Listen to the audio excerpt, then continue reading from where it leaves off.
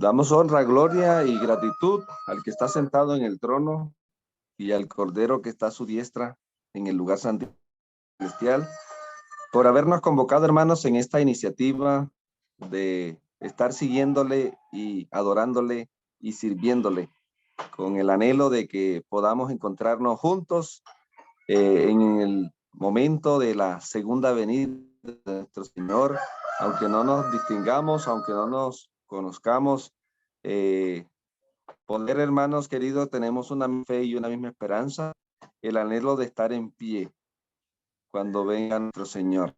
Así que vamos a buscar, hermanos, en esta hora, vamos a orar, Padre eterno, invocando tu nombre y tu obra redentora, que haga posible tu presencia, que tu palabra sea una antorcha a nuestros pies y una lumbrera para que la tierra sea alumbrada con tu gloria.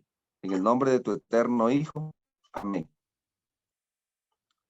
Queremos, amados hermanos, continuar el estudio que estamos abordando sobre el Evangelio eterno, Apocalipsis 14, 6 y 7, y su cumplimiento profético. Estábamos mirando allí la continuidad de lo que hemos estado trabajando esta semana, y ha sido una bendición maravillosa para nosotros acercarnos cada vez más a lo que el Cordero quiere que se haga en la iglesia en este tiempo. El remanente debe conocer el mensaje, debe vivir el mensaje, debe recibirlo, ¿verdad? Conocerlo, recibirlo, vivirlo y compartirlo.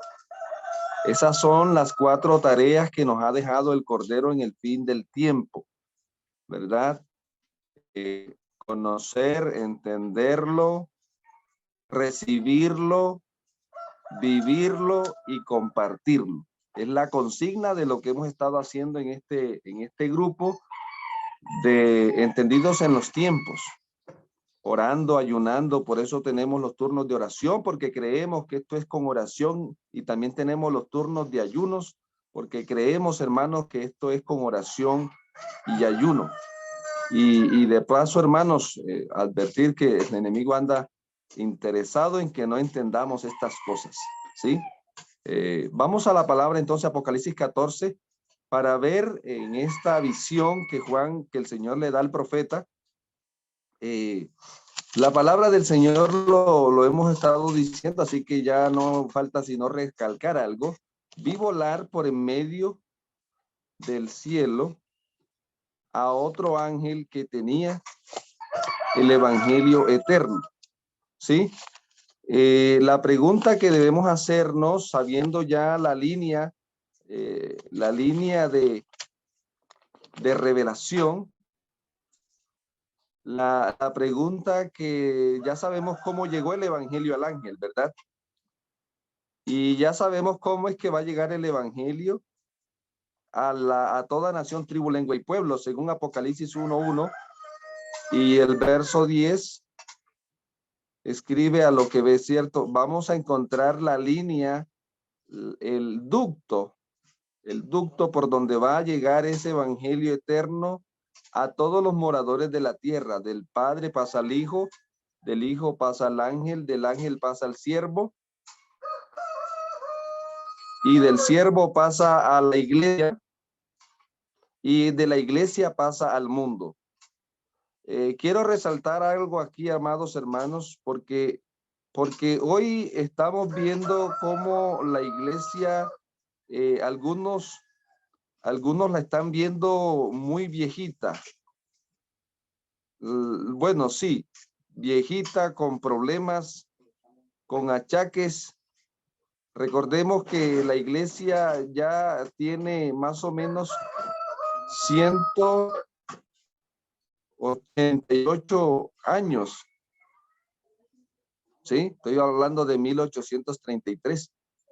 Por lo tanto, la iglesia ya es una nona, como dicen aquí en Santander, por así decirlo, ¿verdad? Una abuela de 188 años, y tiene los achaques naturales del peregrinaje de 188 años. Entonces muchas veces la vemos y ¿será que esta es la que va a dar el fuerte pregón? ¿Será que esta es? ¿O ha de venir otra? Entonces, siempre le digo a los hermanos con relación a esto, y la historia de Abraham nos puede ayudar mucho, hermanos queridos. Abraham, Dios le dio una promesa a Abraham, pero él no creyó que esa promesa se iba a cumplir con Sara. Al momento la promesa se tardó y él creía que la promesa no se iba a cumplir con Sara. Entonces, se inventaron la idea, no, vamos a buscar una mujer más competente, mejor, más alineada, más joven. Vamos a traer a Agar.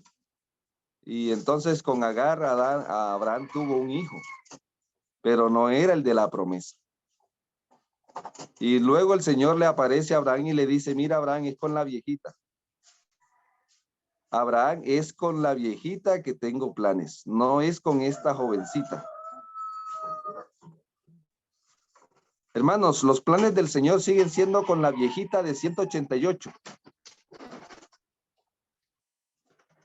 Con esa iglesia, la sierva dice que vio un despertar en el seno del pueblo de Dios. ¿Dónde está el pueblo de Dios? En la iglesia adventista del séptimo día. Un despertar, lo vio en el seno. No se coloque a coquetearle a las Agares, porque hoy tenemos Agares por todas partes que aparentan ser, ¿verdad? Hermanos, sigamos con la viejita y esperemos la promesa. Amén. Así con los achaques, con las cosas malas que están pasando, hermanos queridos, no somos el primer remanente que tiene esta clase de problemas. Los remanentes siempre comienzan bonito y terminan feitos, pero de ahí el Señor saca un remanente para que sus planes eternos con su pueblo se cumplan. Amén. Entonces miremos Apocalipsis 14:6 y vamos a mirar algo importante, ya lo hemos leído. Vi volar por en medio del cielo a otro ángel que tenía el ¿qué? El evangelio eterno. Entonces noten que Juan está viendo en la profecía que el Señor en el fin del tiempo va a hacer una obra gloriosa. Y quiero resaltar que usted tiene que leer primero el Apocalipsis y luego leer el Evangelio de Juan, porque primero se escribió el Apocalipsis, él escribió primero el Apocalipsis, y cuando escribió el Apocalipsis se dio cuenta que le faltaba el complemento, lo que el Cordero había hecho, porque en Apocalipsis Juan, Dios le muestra lo que el Cordero estaba haciendo, pero faltaba que el mundo conociera lo que el Cordero había hecho. Y entonces, después que Dios le da la visión en Patmos, Juan vuelve a Éfeso, y eso está en el comentario bíblico adventista, y escribe el Evangelio. El Evangelio de Juan va a tener un sabor especial después que usted lea el Apocalipsis. ¿Sí? Primero leo el Apocalipsis y luego el Evangelio de Juan. En el Evangelio de Juan dice que el novio de Juan 2 dio el mejor vino para ¿cuándo? ¿Ah? El último, pastor. Para el último. Amén. Entonces, miren, en Apocalipsis Juan ve a un novio, ¿sí? Porque hay una boda. Ahí Apocalipsis 19, versículo 7, ahí habla de la boda, ¿verdad? De una manera directa. Y también habla de la boda de una manera indirecta. En Apocalipsis 14:14, estos son los que siguen al Cordero por donde quiera que él va. Ahí está hablando del novio. ¿Sí? Él lo ve en el 14:1, lo ve como el novio. ¿Sí? En el monte Sión. Y el novio va acompañado de un cortejo, porque el novio va para la boda. ¿Estamos? Y entonces noten que el Señor lleva en el Espíritu a escribir el Evangelio, y Juan en el Evangelio, miren, ¿cómo termina el Apocalipsis? ¿Cómo termina el Apocalipsis? Apocalipsis 19:7, con las bodas del Cordero. ¿Y cómo comienza el evangelio? Juan 2. El cordero en una boda. Aleluya. El cordero es invitado en una boda y ahora en Apocalipsis Juan ve una boda donde él es invitado por el cordero. Y es interesante porque en la boda el novio allí, la obra del cordero hace posible que se sirva el buen vino hasta el buen vino. ¿Cuánto, hermanos? Se sirva el buen vino al final. El mejor vino. ¿Sí?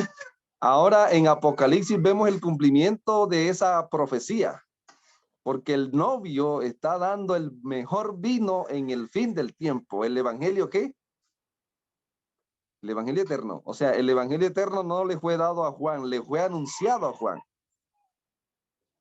¿Estamos? ¿Cantan, hermanos? El evangelio eterno no le fue dado a Juan, le fue anunciado ¿a quién? A Juan. Sí. A Juan. ¿Cantan? Sí. Fue prometido a través de Juan. Y esto nos va a llevar hoy, hermanos, a una experiencia de hacer un recorrido en esto para entender lo desconocido, lo que el Cordero iba a hacer en el fin del tiempo. Tenemos que devolvernos a lo que el Cordero hizo. Por ejemplo, vamos a hablar aquí en el libro de Deuteronomio 18. Deuteronomio capítulo 18, vamos a ver esta dinámica para que la llevemos de aquí a allá. Muchos correrán de aquí para allá. Vamos a buscar aquí, dice la Biblia, 18:15. Yahweh tu Elohim te levantará de entre tu propio pueblo a un profeta como yo. A él deben hacerle caso. Amén. Eso dice la profecía. Que Dios le estaba dando a quién. El Señor le estaba dando a quién, hermanos. El Señor le estaba dando esta profecía a Moisés. Moisés era un profeta, pero en el profeta Moisés estaba revelando una profecía que hablaba del misterio y del ministerio de otro profeta. Ahora, esto fue lo que le pediste a Yahweh tu Elohim en Horeb, el día de la asamblea, cuando dijiste, no vuelva yo a oír la voz de Yahweh tu mi Elohim, ni a ver este grandioso juego para que no muera. Ante lo cual Yahweh me dijo, han dicho bien en hablar así. Yo les levantaré un profeta como tú, de entre su pueblo. Pondré mis palabras en su boca y les hablará a ellos todo lo que yo le mande. Y si alguno se niega a hacer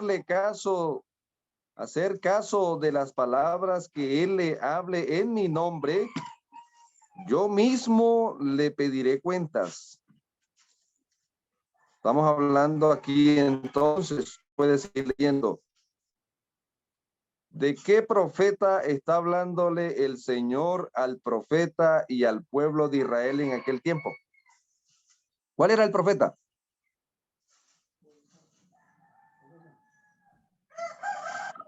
Cristo. Aquí dice que el Hijo de Dios, ¿cierto? El Hijo de Dios. El profeta, ¿quién era, hermano? Que iba a venir. O sea que, escuche, la obra que hizo el Hijo, estaba profetizada. Que el Señor había revelado esto a los profetas del Antiguo Testamento, que iba a levantar a un profeta que iba a hablar en el nombre de él, así como Dios habló a través de Moisés en el tiempo de la salida de Egipto y de la entrada a Canaán. Ahora, en el tiempo, Dios iba a manifestar el don profético como se manifestó en Moisés. Y ahora, hermanos, el que no escuchara a ese profeta iba a ser ¿qué? Iba a ser, ¿cómo dice la Biblia? Cortado del pueblo. Cortado del pueblo, porque es el profeta, a través de un profeta que el Señor introduce la zaranda, ¿cierto? La anuncia a través de un profeta y la ejecuta a través de un profeta. Entonces noten, se puede decir, amados hermanos, que Mateo, Marco, Lucas, Juan, lo que describe Mateo, Marco, Lucas, Juan, estaba profetizado ¿en quién? Estaba profetizado aquí, en Deuteronomio 18:15. ¿Estamos? Estaba profetizado en Deuteronomio. O sea, que el evangelio de Mateo, Marco, Lucas, Juan y lo que sigue, era una profecía ¿para quién? Para Moisés, pero no le fue dado a Moisés. Le fue anunciado a Moisés. Es importante, hermanos. ¿Sí? No se lo fue dado a Moisés, porque miren lo que dice la Biblia. Y este modus operandi nos ayuda, hermanos. Mateo 24. Leerlo, por favor. Mateo 24:45. ¿Quién lo tiene ahí a la mano, hermanos? Lo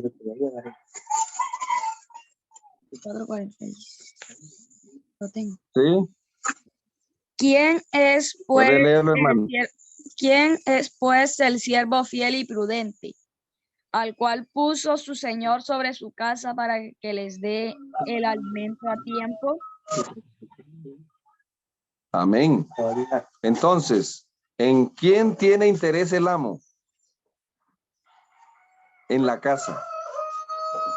¿Sí? Y el amo pone una ¿qué? El amo pone un siervo sobre su casa. ¿Y qué es el anhelo del amo? Que la casa coma alimento ¿a qué? Alimento a tiempo. Coma alimento a tiempo. ¿Coma qué, hermanos? Alimento a tiempo. Entonces noten, el Señor no podía mandar el alimento del Nuevo Testamento con Moisés, porque no era el tiempo cuando él iba a mandar ese alimento. Para el tiempo de Moisés había un alimento que él tenía que mandarle al mundo. ¿Ya? Y aquí es donde decimos, amados hermanos, que el Antiguo Testamento era el desayuno. ¿Sí? El Nuevo Testamento es el almuerzo. Fue el almuerzo.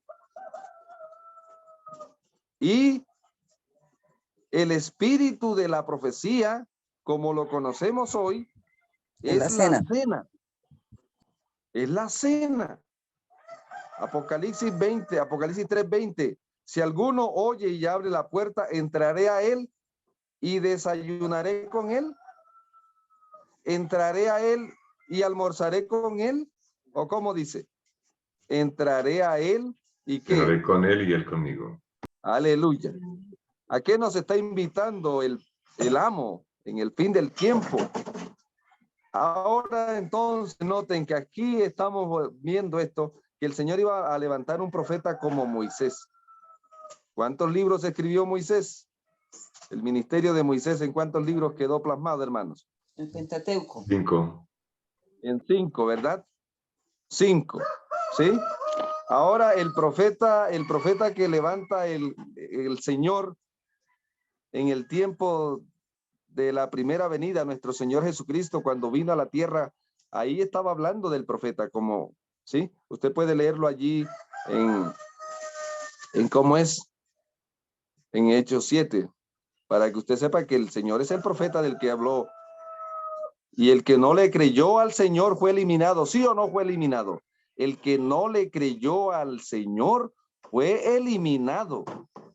Y aquí tenemos que entender lo que es el zarandeo, hermanos. Pero cuando usted lee Mateo, Marco, Lucas y Juan, lo que hizo el pueblo fue eliminar al profeta, ¿sí o no? Es interesante. Estaba profetizado que el que no le creyera al profeta iba a ser eliminado del pueblo. Pero ¿qué fue lo que pasó en el cumplimiento profético? El pueblo eliminó ¿a quién? Al profeta. Y el Eterno en esa obra elimina al pueblo, porque el Israel del Antiguo Testamento deja de ser el pueblo, no porque Dios lo rechazó, sino porque él rechazó al Señor. ¿Sí? Y ahora el Señor saca un remanente que es el remanente apostólico. ¿Listo? Entonces vamos a avanzar un poco hacia adelante. En el Nuevo Testamento el Señor estaba diciendo, vamos a leerlo ahora, mire lo que dijo el profeta. Mateo 24:14. Mateo 24:14, y vamos a mirar aquí, hermanos queridos, para que conectemos todo esto, esta cadena de revelación. ¿Cuántos evangelios, cuántos libros cubren el ministerio del profeta que Dios prometió en Moisés?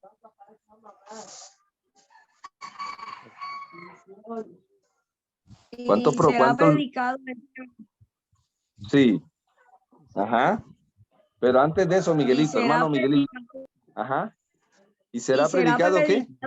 Este evangelio del reino en todo el mundo para testimonio a todas las naciones, y entonces vendrá el fin. Muy bien, muy bien. Entonces, miren, hermanos queridos, que el Señor está dándonos una luz especial aquí con su palabra. Porque cuando vino el profeta, ¿cuántos libros se escribieron en el ministerio del profeta? ¿En cuántos libros cubre? 4. 4. Entonces sume 5 más 4. 9. 9. Y ahora el Señor dice en su palabra, en Mateo 24:14. Y esta profecía de Mateo 24:14 está hablando no del fin de Jerusalén, hermanos. ¿O sí? ¿Está hablando del fin de Jerusalén o del fin del mundo? Del fin del mundo. Por lo tanto, cuando dice el Señor, y será predicado este evangelio del reino, ¿sí? Para testimonio a todas las naciones, entonces vendrá el fin. ¿A dónde nos amplió esta profecía el Señor? En el año 31, Él da esta profecía, Mateo 24, ¿qué? 14. Mateo 24:14. Está anunciada. ¿Dónde está ampliada? En Apocalipsis. Nos lleva a Apocalipsis 14:6 al 13. O sea que Mateo 24 está señalando Apocalipsis 14:6 al 13, porque es el evangelio que se estaría predicando justamente antes del fin del mundo. O sea que Apocalipsis le pone un contexto a Mateo 24:14. Por eso dice, y será predicado este. Estaba dándole un sentido específico, ¿sí? Entonces, cuando usted va a Apocalipsis, ¿cuál es el evangelio que se predica justamente antes del fin? Mensaje de los 3 ángeles. Apocalipsis 14:6 al 13. ¿El mensaje de lo qué? Específicamente el Señor está hablando, hermanos, del mensaje del tercer ángel. Porque es el mensaje que se predicaría justamente antes del fin. Ahora, allí estaba anunciando que para el fin del tiempo, en el fin del tiempo, el Señor iba a mandar un profeta. Iba a haber la manifestación, porque el Juan ve que hay un ángel que tiene un evangelio eterno que él no recibe. Por lo tanto, se sobreentiende que para el fin del tiempo iba a haber un siervo como Juan que iba a, ¿qué, hermanos? Que iba a recibir el evangelio eterno, así como Juan recibió el evangelio en su tiempo y lo predicó y lo compartió. Estaba profetizado. Ahora noten, vamos a ver, por favor, Mateo 24, donde el Señor está anunciando de una manera implícita un profeta, por favor. Mateo 24, vamos a leer el versículo 37. ¿Quién lo tiene, por favor? Pero como en los días de Noé, así será la venida del Hijo del Hombre. Siga leyendo. Pues como en los días antes del diluvio estaban comiendo y bebiendo, casándose y dándose casamiento, hasta el día en que Noé entró al arca. Y no entendieron hasta que vino el diluvio y se los llevó a todos. Así será Entonces, también la venida del Hijo del Hombre. del Hijo del Hombre. Eclesiastés 1:9, ¿qué es lo que fue? Lo mismo que será. ¿Qué es lo que ha sido hecho? Lo mismo se ha hecho. Nosotros leemos este texto y mucho lo hemos leído y lo hemos... Pero cuando el Señor dice, como en los días de Noé, está profetizando unos detalles importantes previos a su venida. Número uno, que él iba a poner un fin a la maldad. ¿Qué hizo el Señor con Noé? Le puso un fin a la maldad. ¿Cierto? Anunciaba a Noé el fin. A causa de la maldad que había en la tierra, iba a venir el diluvio. Pero noten algo importante aquí. Estaba profetizando el Señor en Mateo 24 que para el fin del tiempo se iba a multiplicar la ¿qué? La maldad se iba a multiplicar. Ahora tenemos que entender algo, hermanos, que nos debe llevar la atención aquí. Porque miren, amados hermanos, cuando el Señor dice como en los días de Noé, el Señor está prometiendo ponerle un fin a la maldad en este mundo, ¿sí o no? Sí, está prometiendo ponerle un fin a la maldad de este mundo. Está prediciendo que iba a haber mucha maldad y que el corazón de los hombres, según Génesis 6, se va a volver a repetir a una escala mundial en el fin de los tiempos. El corazón de los hombres solamente para lo malo. Entonces, ahora noten que el Señor está prediciendo aquí que Él también iba a mandar a un Noé. ¿Está prometiendo un Noé el Señor o no? Está prometiendo implícitamente a un Noé en el fin de los tiempos, así como hubo un Noé en el mundo antes del diluvio. Ahora el Señor va a levantar un ¿qué?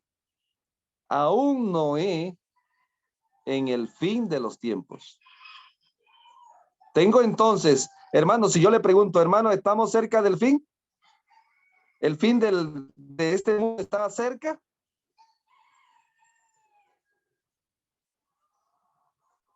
¿O está lejos? ¿O mi Señor tarda en venir? ¿Cómo creen ustedes? No, está muy cerca. Entonces, si usted cree que el mundo está llegando a su fin, entonces tiene que buscar al Noé en el futuro suyo o en el pasado de nosotros. ¿Dónde debo buscar al Noé? Si estamos cerca del fin, del fin, ¿dónde debo buscar al Noé? En el pasado. En el pasado, porque es el que da el referente. En el pasado. Pregonero de justicia. Perfecto, porque si yo digo que el fin está cerca, el derramamiento del diluvio de plagas está cerca, entonces ya el Señor mandó al Noé. Ahora, si yo no creo que ya Noé vino, entonces tengo que creer que va a venir. Entonces tengo que estar preparado para esperar al Noé que va a ministrar, porque nunca ha habido un juicio divino sin el ministerio de un profeta. Todos los juicios divinos en la historia fueron acompañados del ministerio profético. Vamos a hablar de Sodoma y Gomorra. Siguiendo de Noé, pues ya tenemos el primer referente, Noé, el ministerio profético del diluvio. Noé estuvo antes, durante y después del diluvio. Estuvo acompañado el mundo con el ministerio profético. Vamos a Sodoma y Gomorra. A ver, en el tiempo de Sodoma y Gomorra, ¿cómo acompañó el cielo el proceso de Sodoma y Gomorra? ¿Con qué profeta? ¿No? ¿No hubo profeta en tiempo de Sodoma y Gomorra? ¿Sí hubo profeta? Abraham. Muy bien. Entonces tenemos el ministerio ¿de quién? De Abraham. Vamos a hablar del juicio en Egipto, las 10 plagas de Egipto. Moisés. Moisés. Muy bien, estamos hablando de Moisés. Vamos a hablar de los juicios que vinieron cuando destruyen a Jerusalén, del templo que levanta Salomón. ¿Qué profetas estuvieron ministrando antes, durante y después? Tenemos al profeta Jeremías y tenemos allí a quién más. Isaías. Bueno, y tenemos al profeta Y a Cristo Ezequiel Jesús. también, ¿cierto? Y luego sigue Daniel después. Las crisis que ha pasado el mundo, la destrucción de Jerusalén, amados hermanos, ¿cómo fue acompañada ese proceso? Primero se manifiesta el don profético en Juan el Bautista, luego se manifiesta el don profético en el Hijo del Eterno, en nuestro Salvador, y luego derrama su espíritu en Pentecostés. ¿Y cuándo vino la destrucción de Jerusalén? En el 70. Entonces noten que hay una obra especial profetizada en Mateo 24:37, que el Señor iba a levantar a un Noé. ¿Y qué fue lo que Dios hizo con Noé? Le dio todas las instrucciones para que el hombre pudiera sobrevivir al diluvio de agua que vendría sobre la tierra. Ahora, ¿qué fue lo que hizo el Señor en la manifestación del don profético? Apocalipsis 14:7, 14:6. Vi otro ángel que tenía el evangelio eterno. ¿Qué fue lo que hizo el ángel cuando dice Apocalipsis 12:17? Dice que guardan los mandamientos de Dios y tienen ¿qué cosa? El testimonio de Jesucristo. Y Apocalipsis 19:10, ¿qué dice? El testimonio de Jesucristo es el don de la profecía. Entonces el testimonio de Jesucristo es el espíritu de la ¿qué? profecía. De la profecía. Entonces el evangelio, el espíritu de profecía es el evangelio eterno de Apocalipsis 14:6. El evangelio eterno tiene que ver con el don profético. Amados hermanos, se tenía el evangelio eterno. Y Apocalipsis 14:12 dice, guardan los mandamientos de Dios y tienen ¿qué cosa? La fe. ¿De qué? La fe de Jesús. Y mucha gente hoy está muy con esto de la fe de Jesús, que qué es la fe de Jesús. Y decía, va a llegar el fin del tiempo, va a llegar el fin. Y no vamos a saber qué es la fe de Jesús. Todavía no nos hemos dado los teólogos adventistas. ¿Qué es la fe de Jesús? En el contexto de qué fue dada. Apocalipsis 14:12, ¿en qué contexto está dada la palabra? Guardan los mandamientos de Dios y tienen la fe de Jesús. El mensaje del tercer ángel. Perfecto, entonces, ¿cuál es la fe de Jesús en el fin del tiempo? Guardan los mandamientos de Dios y tienen la fe del tercer ángel. Es lo mismo. Porque la fe de Jesús en el fin del tiempo, la fe que Jesús le manda a la iglesia en el fin del tiempo, es la fe del tercer ángel. Es la experiencia del tercer ángel. Por ejemplo, hermanos queridos, si yo le pregunto, usted vivía en Jerusalén en el año 70, vamos a trasladarnos un poquito, para que usted hubiese sido salvo, para que usted se hubiese salvado de la destrucción de Jerusalén en el año 70, ¿qué fe necesitaba, hermanos queridos? Antes de la destrucción de Jerusalén. ¿Cuál era la fe que lo capacitaba a usted para sobrevivir a la destrucción de Jerusalén? Según lo que hemos leído.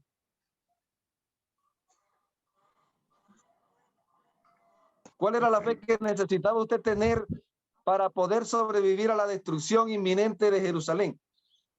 Si usted hubiese vivido después del año 34. La fe de Jesús.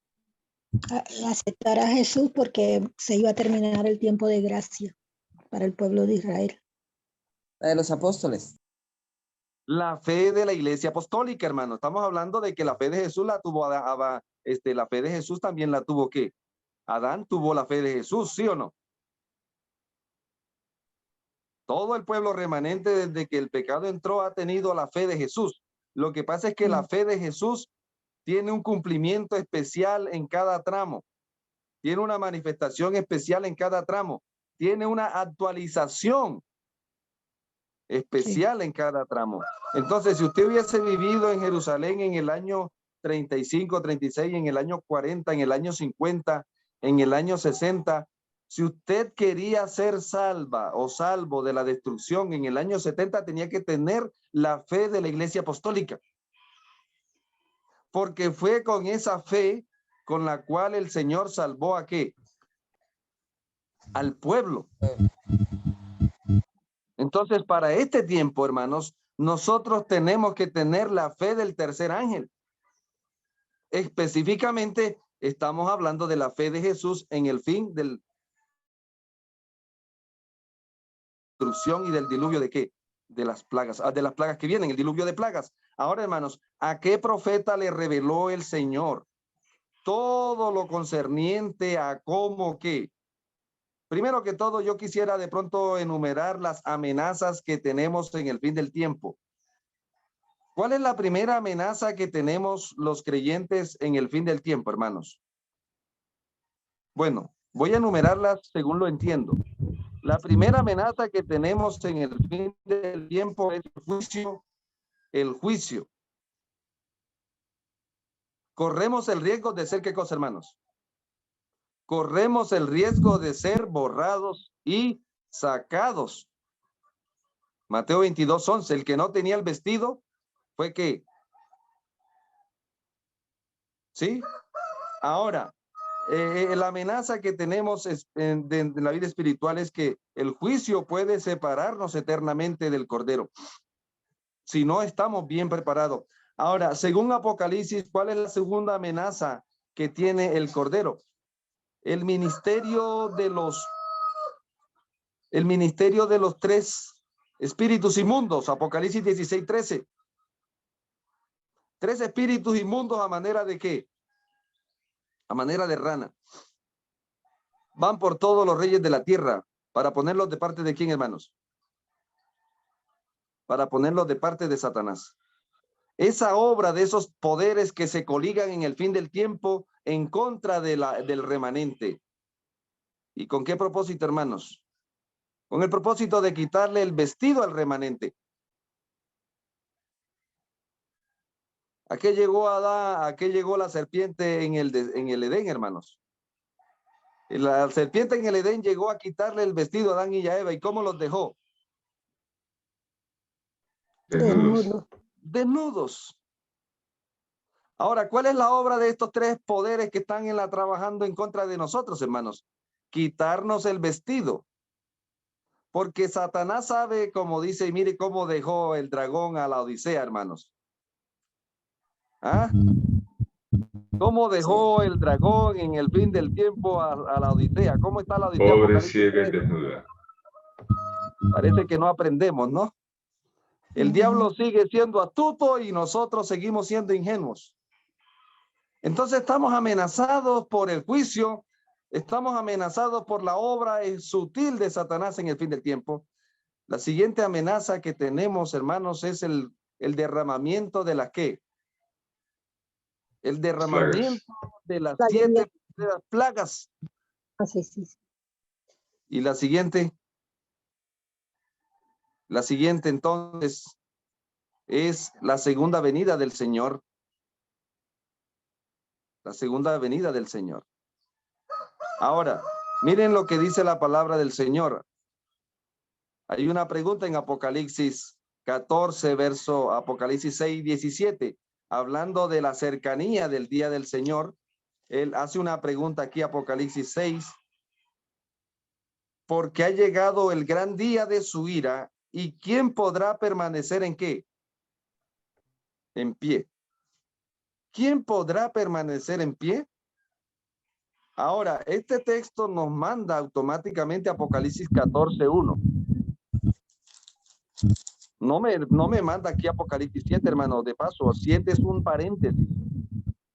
¿Qué significa? Que los paréntesis son usados para aclarar algo de lo que ya sucedió. Por lo tanto, Apocalipsis 6, 7, 17, ahí hay un paréntesis. ¿Quién podrá mantenerse de pie? Entonces muchos leen Apocalipsis 7 y dicen, no, mira, aquí están los que van a estar de pie. No, hermano. Estos fueron los que estuvieron de pie en el tiempo del lugar santo. Apocalipsis 7. Están los que siguieron al Cordero en el lugar santo. Ese es otro tema. Pero aquí cuando manda, ¿quién podrá estar en pie? Me va a mandar es Apocalipsis 14. Apocalipsis 14, ¿qué dice? Miré y vi al Cordero de pie. ¿Sobre qué? Sobre el monte Sión. ¿Hay un micrófono prendido, hermanos? ¿Sí o no? Ah. Entonces noten, amados hermanos, es importante allí esta parte. Vi al Cordero de pie sobre el monte Sión y con él estaban, ¿qué? De pie. ¿Cuánto? 144,000. Que de paso es un número simbólico. ¿Sí o no? Es un número representativo. Ahora noten. ¿Por qué están de pie estos? ¿Por qué están de pie? Porque la obra del Cordero en la vida de ellos hizo posible que estuvieran de pie frente a todas las amenazas del fin del tiempo. Ahora, ¿cómo hizo el Cordero? ¿Qué fue lo que hizo el Cordero para poder tener de pie un grupo en el fin del tiempo? Derramó el don ¿qué? El don profético, así como estuvo de pie un pueblo en la destrucción de Jerusalén que no fue destruido, no cayó con Jerusalén, sino que logró sobrevivir gracias a la administración del don profético. Ahora en el fin del tiempo, así como hubo un Noé que logró estar de pie y cruzar los peligros prediluvianos y llegar a ser en el periodo de postdiluviano, lo mismo va a hacer el Señor ahora. ¿Cómo lo hace el Señor? A través de la manifestación del don profético. ¿A qué profeta el Señor le reveló los detalles para tener a un pueblo de pie en el fin del tiempo, hermanos? Los detalles minuciosos. ¿A qué profeta le reveló eso? Hermanos queridos, se lo reveló a Ellen White. A Ellen White. ¿Me está entendiendo, hermanos? Por eso es que cuando ella recibe, hermanos queridos, miren, dice Apocalipsis 14, guardan los mandamientos de Dios y tienen el testimonio de ¿qué? De Jesús. Ellen White recibe una visión el 14 de marzo de 1858. ¿Cómo se tituló esa visión?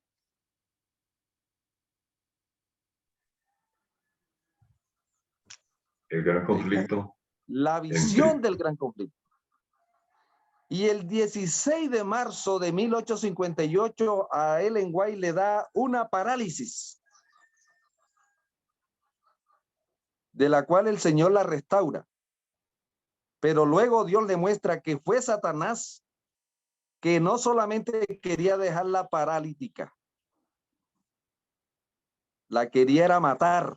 Fue que Dios no se lo permitió. ¿Está entendiendo, hermanos? El dragón se fue a hacer guerra ¿contra qué? Contra el espíritu de la profecía.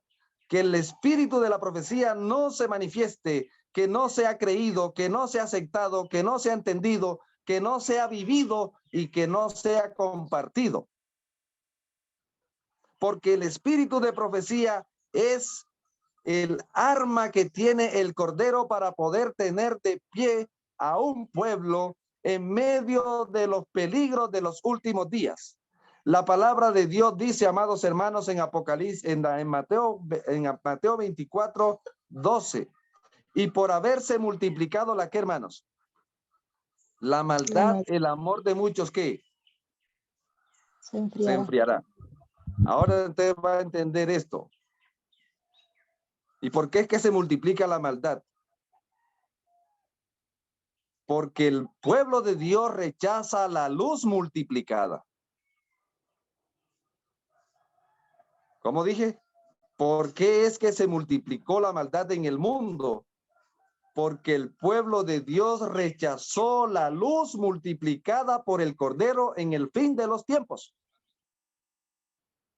Y hoy estamos viendo y viviendo cómo el enemigo está haciéndole guerra al don profético. Porque como lo habíamos dicho la vez anterior, hermanos, dice que tienen la fe de Jesús, tienen el espíritu de la profecía. Fue algo que Él nos dio, fue algo que tenemos y es algo que nos acompañará hasta que se acabe la gracia. Amén. Porque el Cordero quiere tener a un pueblo de pie y ha trabajado en el fin del tiempo para que eso se cumpla. ¿Cómo está usted, amados hermanos? ¿Cómo está usted? ¿Caído o de pie también? Amados hermanos, el Cordero quiere que estemos de pie. Y cuando dice aquí que están con Él en el monte Sión, es porque el Señor nos tiene a nosotros en el monte Sión. Amén. Yo estoy en la tierra, pero el Cordero por la fe me tiene a Él ¿en dónde, hermanos? En el monte Sión. Amén. Yo vivo en la tierra, pero por la fe el Cordero está donde yo esté. Esa es la experiencia que el Señor quiere que nosotros tengamos. Que donde quiera que nosotros estemos, Él también puede estar. Porque las bestias de Apocalipsis son corderofóbicas. ¿Le tiene miedo a quién, hermanos? Le tiene miedo al Cordero.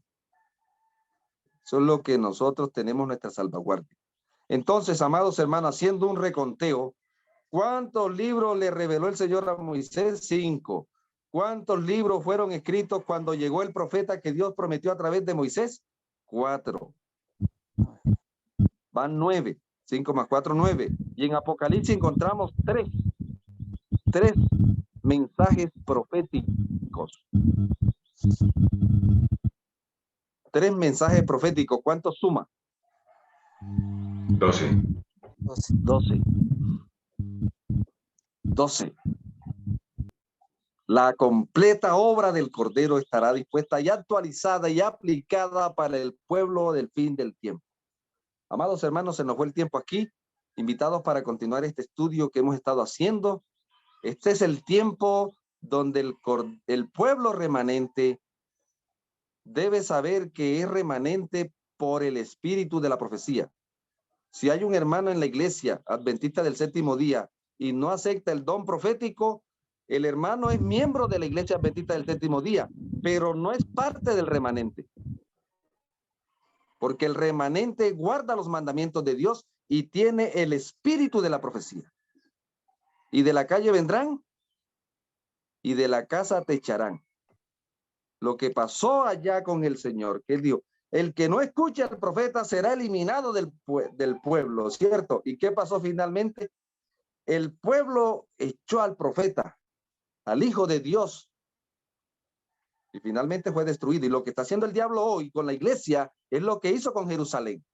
Lo mismo que sucedió, lo está tratando de hacer, hermanos. Y lastimosamente hoy en día estamos perdiendo como remanente esto de entender que el Cordero ha dado, y algunos lo dicen jocosamente, yo le decía, hermano, ¿el espíritu de profecía es luz mayor o es luz menor? Mayor. Luz mayor. ¿Cómo es que es posible que vean que es luz menor? ¿Para qué? Para hacerla a un lado. Ahora, si yo le pregunto, ¿qué decía Juan de su ministerio? ¿Que era el mayor profeta o que era el menor profeta? Era el menor. Juan el Bautista.